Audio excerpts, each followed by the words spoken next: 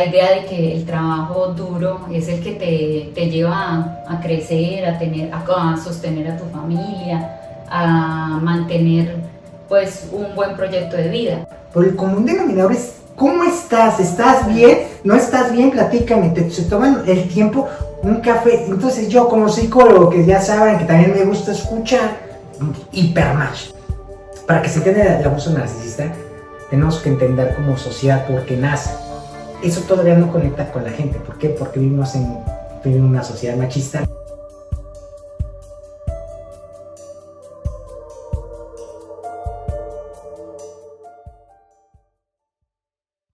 Hola amigos, ¿cómo están? Otra semana más de su podcast Libres de Psicópatas. Aquí ya en la continuación de lo que dejamos pendiente la semana pasada, en el versus que teníamos psicológico, para que ver cómo influye la sociedad en el contexto a nivel todo lo que es salud mental. Sí, exacto. La idea es continuar y mostrarles como tal el objetivo como de este podcast, y es de que ustedes puedan ver el peso del entorno social en todo lo que puede ser la salud mental o hasta en un proceso terapéutico. Aparte muchos me estuvieron escribiendo que esta dinámica les gustó, sí. La de estar poniendo versos para ver cómo es una cultura a otro. Dijo, sí, está interesante porque así me enriquezco más, todavía nos estaban diciendo. Exacto, entonces esa es la idea, que ustedes se enriquezcan bastante y bueno, también aprendan de las dos culturas. Vamos a darle. Dale. Vamos a ver otro papelito, vamos a ver. A ver, saca uno. Bueno, saquemos a ver cuál sigue. ¿Cómo nos desenvolvemos desde las problemáticas económicas y productivas? Es un tema muy interesante. Sí. ¿Cómo nos desenvolvemos desde las problemáticas económicas productivas en cada país? Cada país. Perspectiva desde México, que es perspectiva desde Colombia.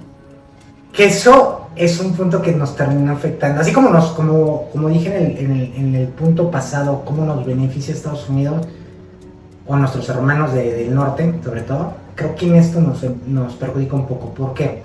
Vivimos en México, bueno, al menos en Ciudad de México, porque no es en todo México, en Ciudad de México sobre todo, y yo creo que en Monterrey y las grandes ciudades, súper, hiper acelerados, una producción donde el multitag ahorita ya es como, si no lo estás haciendo es que tienes que estar en el baño y tienes que estar contestando llamadas y con tus correos y tienes que manejar y tienes que estar atendiendo, y la gente piensa que eso es correcto y que eso es lo normal que tendría que hacer un ser humano.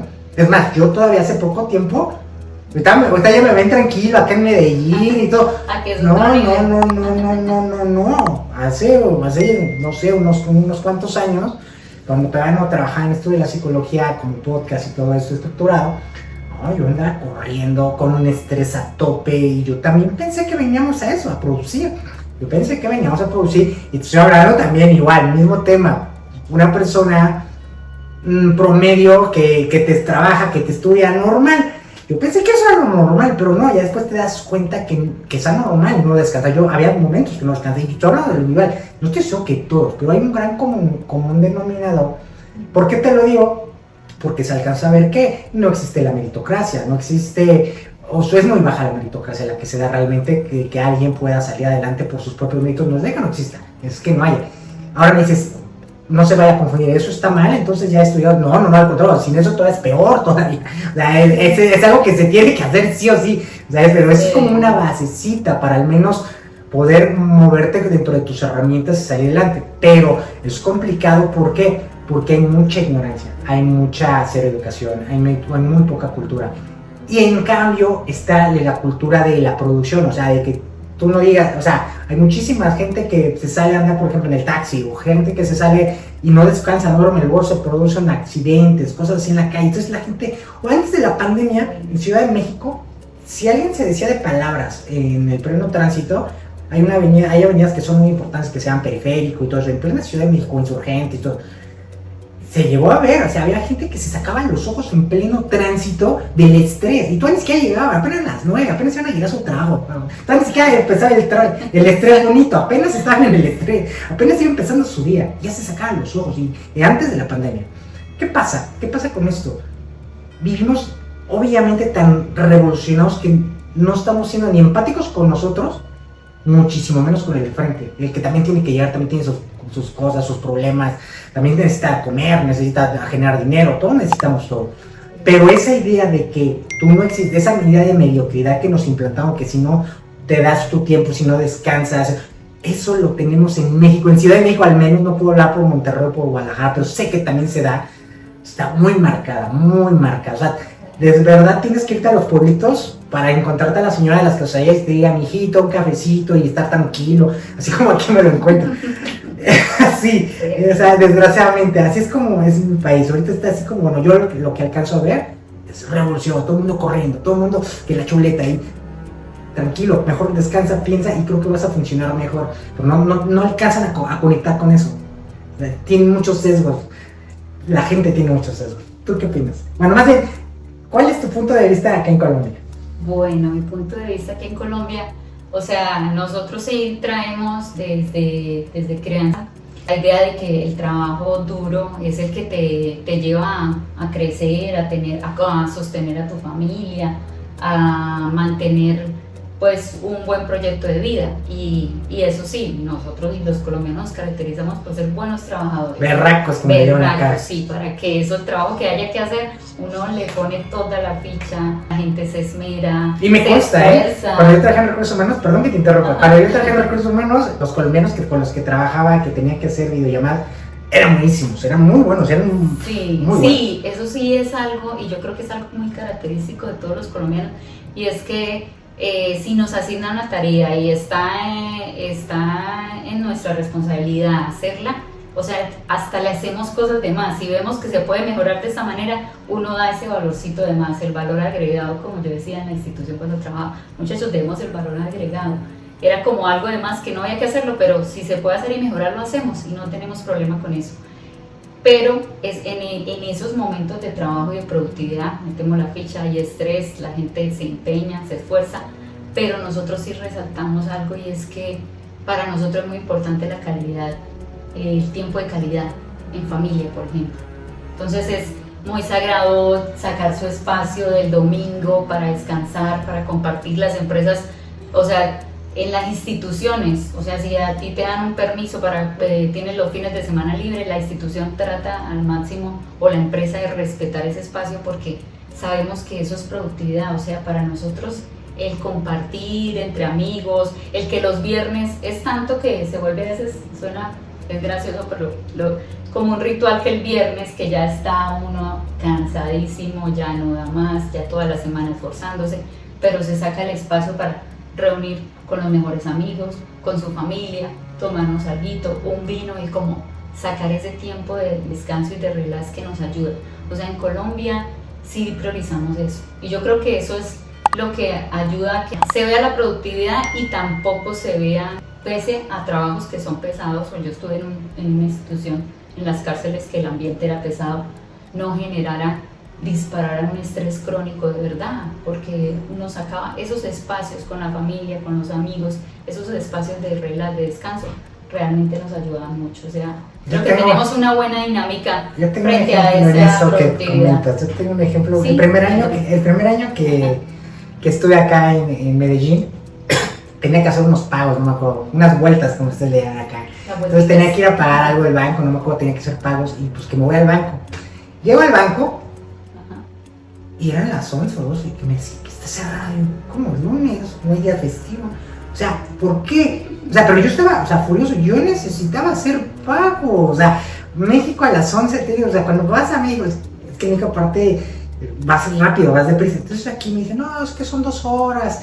Y te vuelven a abrir como por ahí de la 1. No, yo estaba furioso, es que cierran el banco por un rato como si fuera medio tiempo de partido de fútbol y lo vuelven a abrir rápido. Sí, la hora de almuerzo es sagrada. No, yo casi mato al policía y yo así de, abren, necesito hacer unos pagos. Pero yo todo estresado, yo de mi ritmo de vida de a lo mexicano, de la Ciudad de México, de CDMX, yo así de, no, y todavía el poli bien buena onda, desde ahí empezó a amar esto. Me dice, no, si quieres espérate, te invito un tinto. Todavía me dijo, te invito un tinto, porque me vio bien acelerada. Dije, bueno, ¿cómo crees que voy a hablar? ¿Cómo que? O sea, yo estaba siendo psicólogo, no manches todo. Yo estaba siendo psicólogo, ¿cómo crees que necesito hacer unos pagos? Esto me estás invitando. Y ahí es donde entendí un choque cultural, donde dije, ok, vamos, entonces aquí no se vive con ese acelere, y también se sabe vivir. Entonces hay que redesenfrenar, y es algo que acabas de tocar bien importante, y que sí se los digo, al menos, sí, no, es que sí también recorrí varias partes de Ciudad de México, sí, es algo que tiene mucho colombiano. Aquí todavía glorifican mucho el convivir, una charla, una buena plática, la reunión. Pero pláticas de saber cómo estás, de saber, o sea, no es pláticas banales como en México de qué carro tienes y ya viste al vecino y, o sea, no digo que no lo hagan, pero el común denominador es ¿cómo estás? ¿Estás bien? ¿No estás bien? Platícame, se toman el tiempo, un café. Entonces yo como psicólogo, que ya saben que también me gusta escuchar, hipermatch porque ustedes les encanta, respetan mucho su tiempo con los demás, de relacionarse, todo lo contrario que al menos yo en Ciudad de México ya no lo tenía. En Ciudad de México ya ni con la del Oxxo, la del Seven, bueno, de tiendas, no, ya están de malas y hasta tenemos memes que decimos de que si no quieren atender, pues no atienden, cosas así. Pero sí, o sea, nosotros perdimos todo eso, ¿no? Eso por andar tan rápido y por andar con esa ideología de que nosotros nada más somos una moneda de cambio y es de generar. Es tanto que en Colombia también pues, nos caracterizamos porque es un país que tiene muchos festivos en todo el año. Realmente para el común denominador para nosotros el festivo es tiempo libre, entonces con los seres queridos de una vez, la familia, bueno, si estoy lejos de la familia, con los amigos cercanos, o si me la llevo bien con los vecinos, entonces con los vecinos que hacemos el asado, que armamos un paseo, que yo voy a clase, entonces con los compañeros de clase nos vamos para la finca, allá estamos, o sea, el puente es, como saben, el festivo, aquí le decimos puente al festivo, es tiempo de calidad, o sea, y es tiempo para eso, para bajar esos niveles de estrés, de esa carga, de todo lo que en la semana fue, acelere, y porque realmente es ese tiempo de calidad, ¿sabes? Se convierte en la partida de motivación y de motivación para poder dar todo en el trabajo, porque tú pasas ese tiempo en calidad con tus seres queridos, o sea, soltaste todo ese estrés, tú arrancas la semana y quieres, mejor dicho, con toda, no importa que hay que trabajar un poquito más, que toca esforzarse, que el trabajo estuvo duro,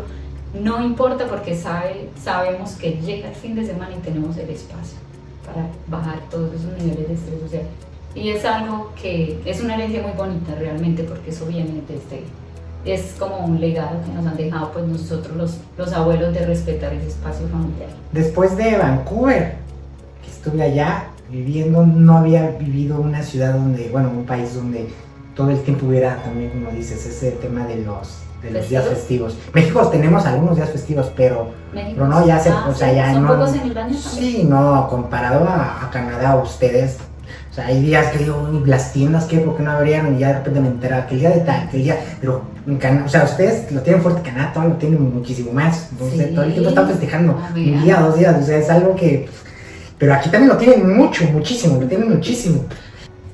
A ver, carajo, este es el tema que nos gusta. Abuso narcisista. Vamos a empezar. El abuso narcisista. Para que nosotros podamos entender abusos o entender como características de personalidad, pues ya algo más detallado y más especializado en temas de psicología, para empezar tienes que entrar a la psicología. Entonces, son temas muy nuevos. Aparte que en la psicología apenas se está estudiando el tema del narcisismo. En los planes de estudio, no estaban integrados. En los planes de estudio no estaban integrados. Sí. Incluso cuando yo estudié, no estaban integrados.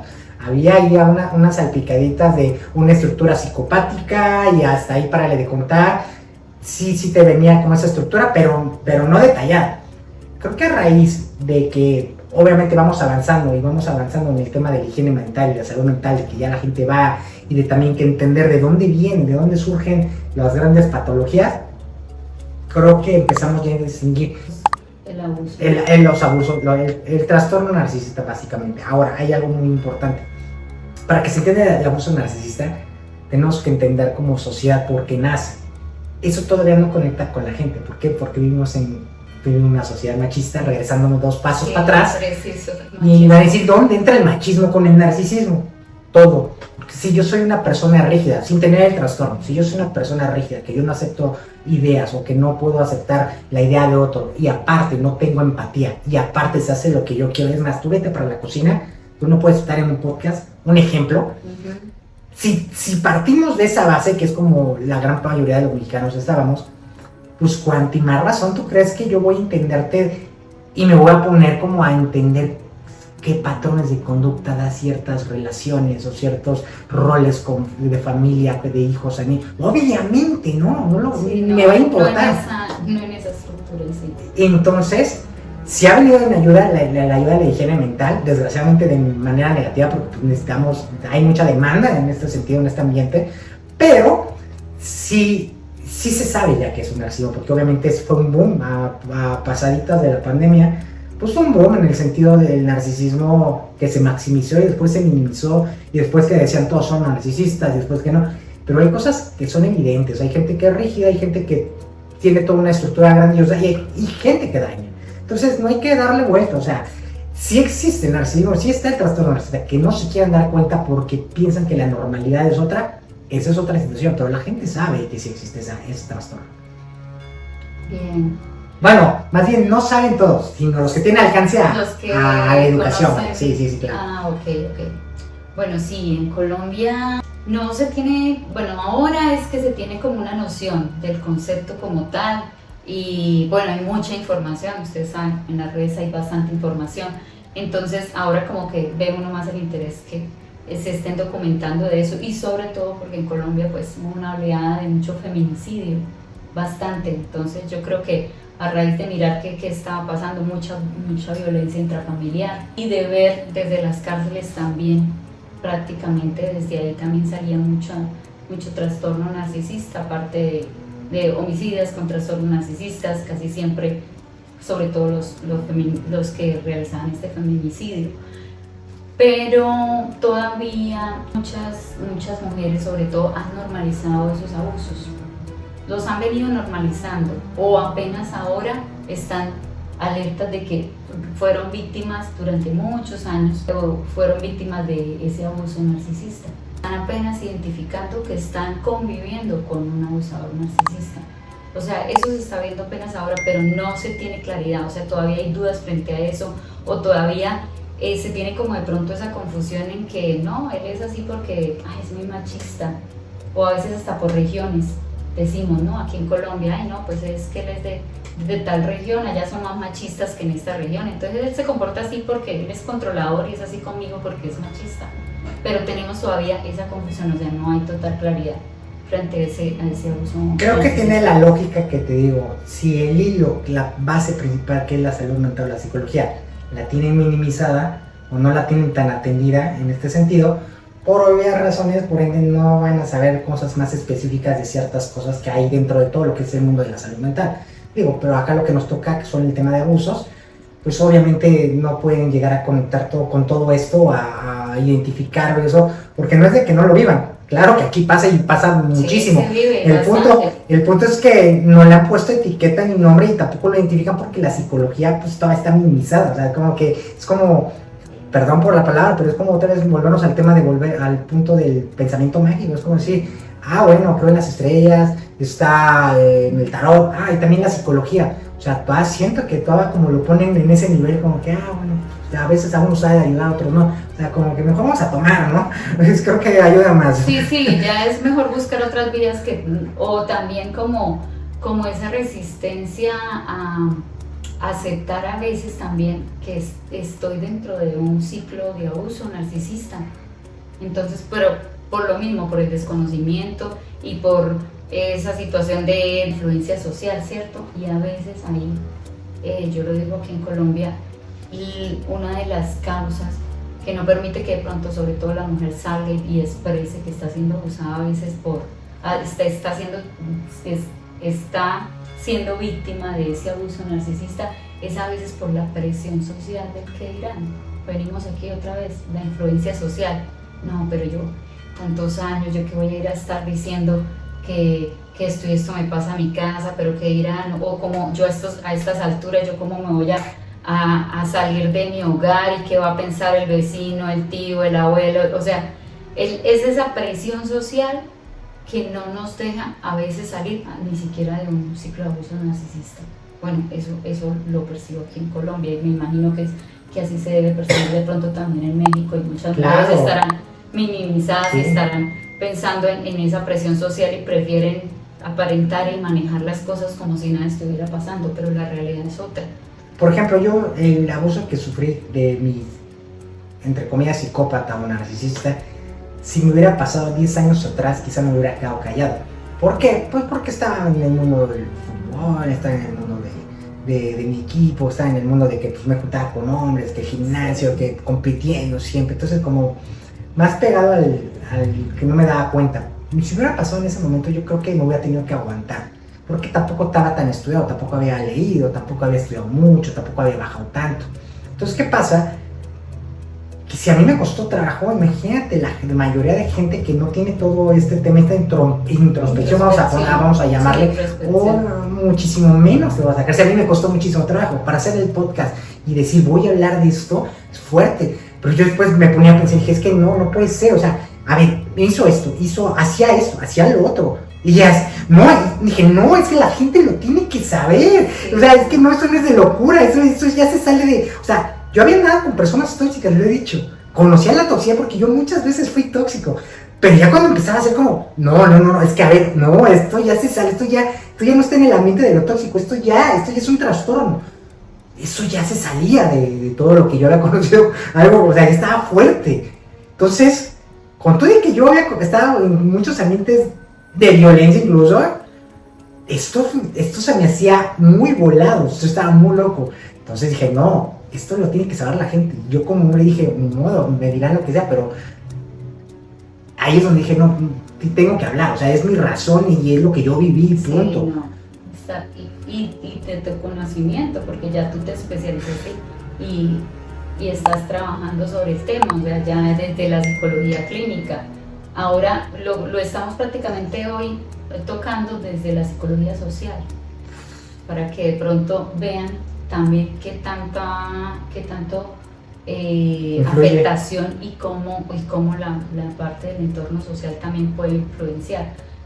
Otra cosa que también a veces pasa es que, por ejemplo, la persona abusada que si está siendo víctima, en su pequeña red de apoyo sale a hablar para poder, ¿cierto?, como desahogarse y decir lo que le está pasando, y entonces el entorno es, pero no, tú estás exagerando, tampoco es así, ay, pero si él acá afuera es súper chévere, él recocha y todo, yo creo que tú estás exagerando, o sea, entonces volvemos a lo mismo, el entorno cómo puede afectar, en vez de ayudarla, que busque ayuda, a que realmente busque un profesional que la pueda orientar, entonces lo revictimizamos y la persona al contrario se afecta más y sigue permitiendo ese abuso. En el mundo del abuso, eso hoy lo puedo identificar y mucha gente de mi comunidad lo identifica rápido, monos voladores, no le pares de contar, hacen las campañas de propaganda anti la víctima para que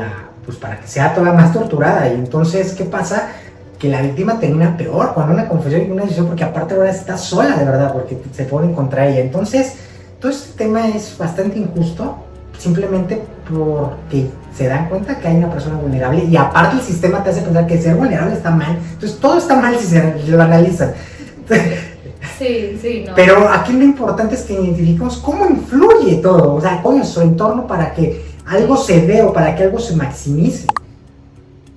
Sí, exacto, o sea, bueno, la intención de este podcast es como ustedes puedan ver que la influencia social puede agrandar un malestar mental o, bueno, en ocasiones podrá ayudarse, es una red de apoyo que fortalece, pero lo que yo vi, o lo que lo vi desde las cárceles, que uno ve que entra mucho joven, sobre todo, que entraba mucho joven con conducta delictiva, y uno preguntaba por, bueno, que sus padres, usted dónde vivía, qué pasaba pues con los antecedentes familiares, sociales, y prácticamente algunos así literal me decían, no, pues mi teniente es que, pues no conocía a mi papá, mi mamá prácticamente, pues ella no me tenía en casa, ella estaba en sus cosas, y me dejaba de un vecino, yo me volaba del vecino, pues yo prácticamente me crié en la calle, esas eran sus expresiones, o sea, prácticamente estaba totalmente expuesto a la influencia social. Entonces, y si su entorno social no es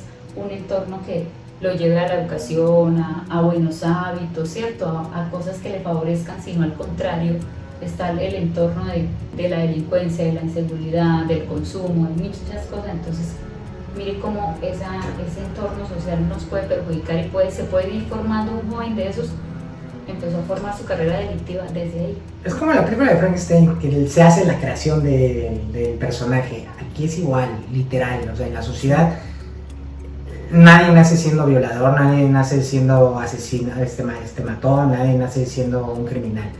Se dan desde la sociedad, por eso es bien importante entender eso. Ahora, ¿cuántas personas, como tú dices, ahí en la cárcel, eso, se vuelven criminales porque violaron, porque asesinaron, etcétera? Por los ingredientes compuestos de la sociedad.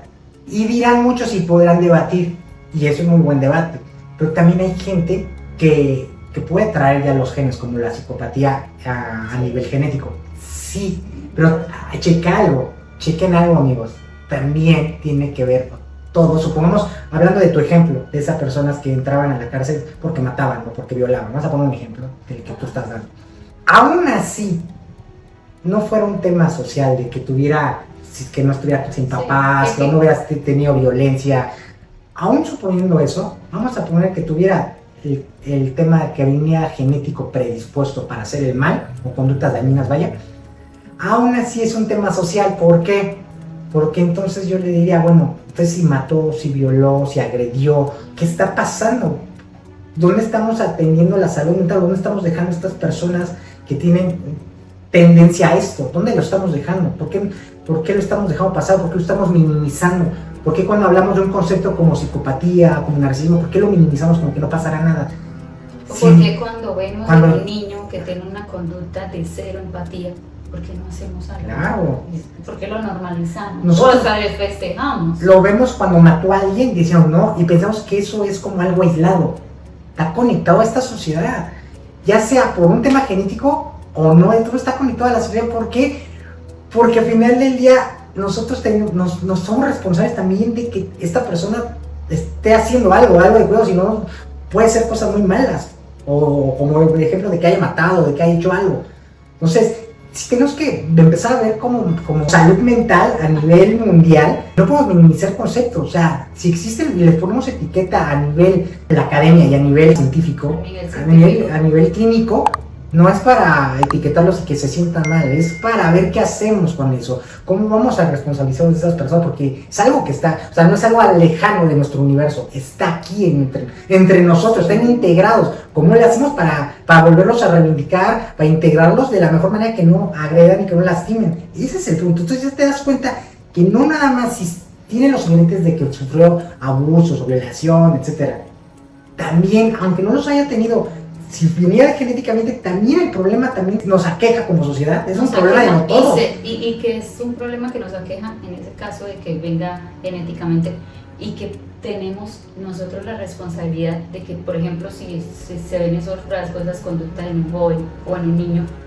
ya el hecho de que el entorno, ahí viene la influencia social, pero de manera positiva, que el entorno sea de afecto, claro, que el entorno sea de acompañamiento, que el entorno sea de atención y decir, bueno, aquí está pasando algo con el niño, vamos a hacer esto, vamos a buscar profesor. O sea, si tenemos esa responsabilidad, podemos evitar estar formando un abusador narcisista.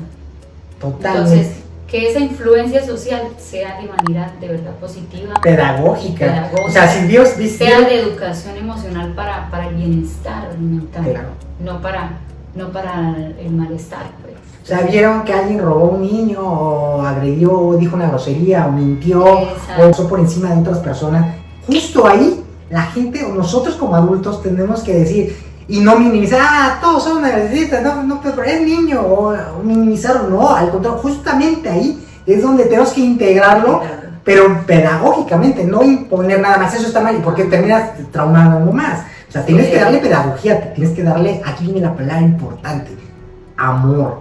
Amor, esa es la clave, amor, y es educación emocional, pero desde el amor, es pedagogía desde el amor, es formación y crianza desde el amor, y sí se puede. Aún así, y en muchos papers está a nivel científico, que aún así si traigas toda la genética para que no traigas empatía, con amor puedes no desenvolver todas estas acciones malas, se puede. Entonces, ahí está la clave. Ahí está la clave. Me gustó mucho este podcast. Sí, versus bastante. México, versus. Colombia. De pronto, si a ustedes les interesa otro tema que quieran verlo desde la perspectiva de México, de Colombia, o un tema que les interese, pues qué bueno, escríbanos. Por eso este podcast lo decimos partir en dos, porque con uno no nos daba, por eso lo decimos partir en dos, realmente sí. Para que abarcáramos bien, y eso que nos quedó muchos temas, pero ya lo abarcaremos en otra ocasión. Escríbanos para que nos digan como qué temas queremos que toquen, obviamente desde el ámbito de la salud mental. ¿Qué opinas?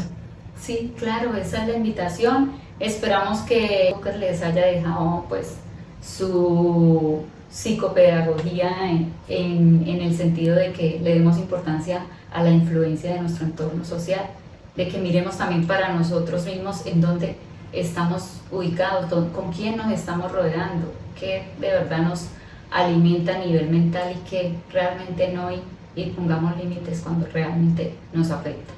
Así es, mi querida Isa. ¿Cómo estás en redes sociales? Estoy en redes sociales como psicoalmeida_. Y pues acá les agradecemos mucho por haber estado esta semana con nosotros. Les mando un saludo. ¿Algo más que quieras anexar? No, gracias de verdad por estar siguiéndonos en estos podcasts. Realmente la idea es darles bastante valor, mucha psicoeducación, que ese es nuestro fin. Y bueno, aquí estamos, y no olviden, donde hay muros, hoy libero mentes. Ahí te dejo mi mantra. Tengan una bonita semana libres de psicópatas. Nos vemos hasta la próxima. Bendiciones.